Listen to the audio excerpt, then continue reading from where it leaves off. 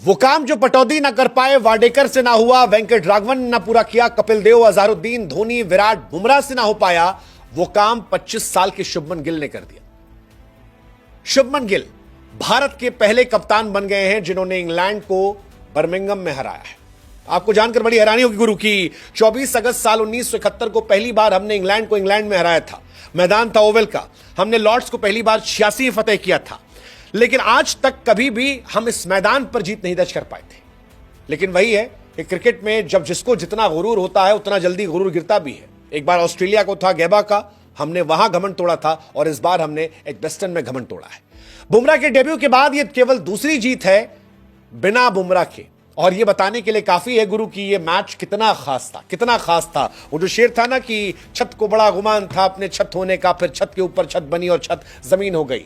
England को actually Edgbaston में उसकी औकात हमने बता दी। औकात इसलिए कह रहे हैं क्योंकि इंग्लैंड बड़ी टीम है यार, अपने घर में बड़े अपने आप को तोप समझते हैं। इस सीरीज से पहले वो बड़ी बड़ी बातें कर रहे थे। माइकल वॉन कह रहे थे कि प्रैक्टिस सेशन है, मतलब एशेज से पहले हम एक ट्राई कर रहे हैं।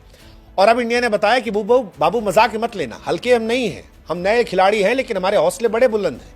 मतलब वो जो ऐड आता था ना, रिश्ता वही सोच नहीं, तो ये कह रहे हैं कि भैया पुराने वाले ही सब हैं, जो गए हैं वो सिखा के गए हैं, और इसी का नतीजा है कि इंडिया अब चढ़ के कह रही है कि हम तुमको पटकेंगे।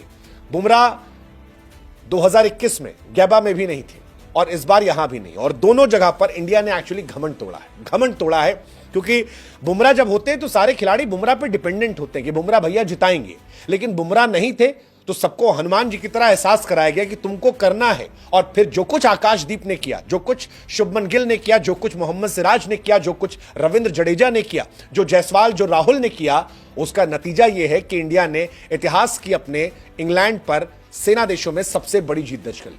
336 रनों से इंग्लैंड को हराया है, बहुत बुरी हार है। इंडिया ने 587 बनाए, फिर 427 बनाए, डिक्लेयर किया। इंग्लैंड पहली पारी में 407 और दूसरी पारी में 271, 336 रनों से हार।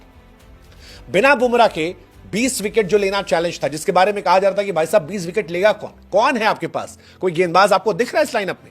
17 विकेट अकेले सिराज और आकाशदीप निकाले, 10 विकेट अकेले आकाशदीप निकाले और 7 विकेट सिराज निकाले। और यह बताने के लिए काफी है कि इन दोनों ने किस तरह से इंग्लैंड को तोड़ा है। मतलब वो जो कहते हैं ना, एक बिहारी सब पर भारी। हमको लग रहा है कि आकाशदीप बिहारी इंग्लैंड से पूरा लगान वसूलने गए थे कि पूरा वसूलेंगे, 10 विकेट वसूले।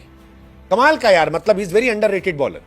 आप सोचो कि अगर बुमराह 5 मैच खेलते तो शायद खेलने का मौका तक नहीं मिलता, लेकिन पहले ही मैच में आना और 10 विकेट निकालना इंग्लैंड की सरजमी पर।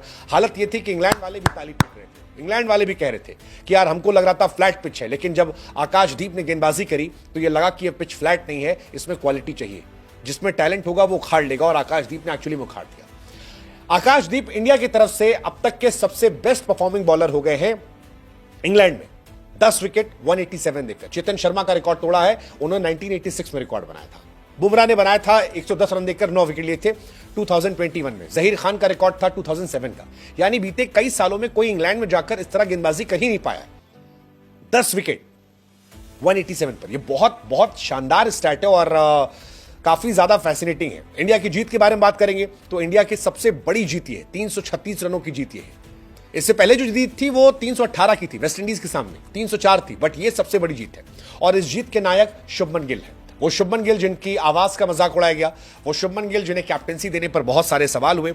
लेकिन हम बार बार कहते हैं क्रिएटिव फील्ड में जब आप पर आलोचना हो तो आप काम से जवाब दे दो, और शुभमन गिल ने यही किया, अपने काम से सबको जवाब दे दिया। ओवरसीज जो शतक था उनका ये कमाल था, डबल 100 मारा उन्होंने, शतक मारा, प्लेयर ऑफ द मैच बन गए।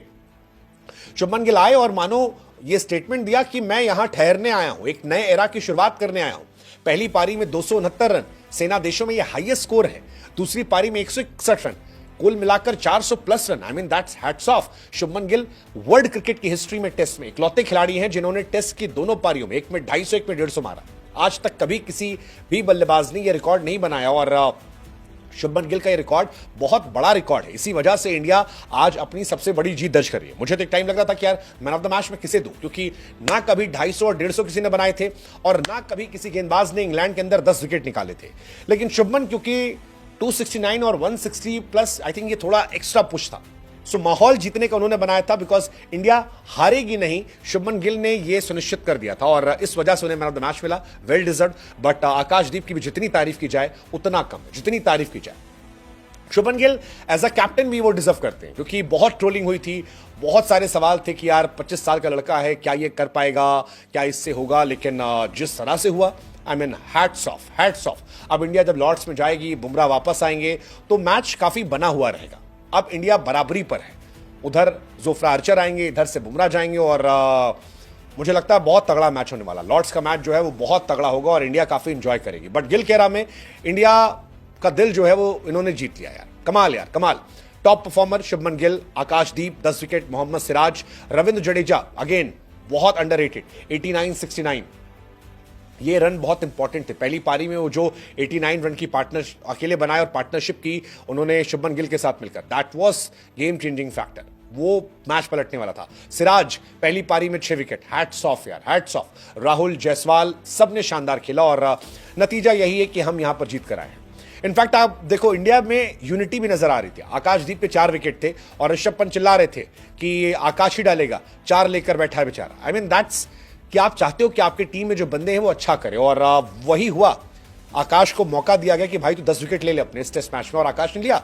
आखिरी विकेट के लिए भी एक साइड जडेजा, एक साइड आकाश को लगा रहे थे, वो चाहते थे कि आकाश 10 विकेट निकाल ले और 10 विकेट आप रोज नहीं पाते हो, बहुत बड़ी बात है। पहली पारी में 4, दूसरी पारी में 6 और डिफाइन, और विकेट भी किसी किसके, छोटे मोटे विकेट नहीं है।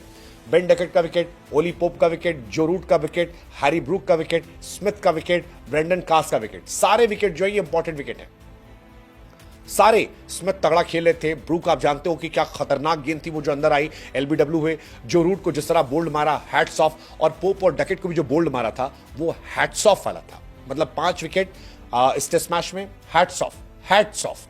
जितनी तारीफ की जाए उतना कम है आकाशदीप की, और आकाशदीप ने दिया जला दिया है, भारतीय तेज गेंदबाजी का दिया जला दिया है कि अगर आप ये गेंदबाजी करोगे और बुमराह भी साथ में आ जाएंगे तो एक तो बुमराह पे लोड कम हो जाएगा, और इसी वजह से शायद बुमराह भी अप्रिशिएट कर रहे थे, बुमराह भी बार बार तालियां बजा रहे थे, बिकॉज ये अंडरस्टूड कि यार ये पिच जो है ये बैटिंग फ्रेंडली पिच थी, लेकिन उसमें क्वालिटी बॉलिंग से आपने सामने वाली टीम को तोड़कर रख दिया। अब बुमराह जब आएंगे तो दोनों मिलकर आई थिंक वो मैजिकल स्पेल कर सकते हैं, बुमराह, सिराज और Akashdeep. I mean still I believe कि ये तीनों बहुत बहुत बहुत खतरनाक हो सकते हैं। आकाशदीप की भी जितनी तारीफ की जाए कम है।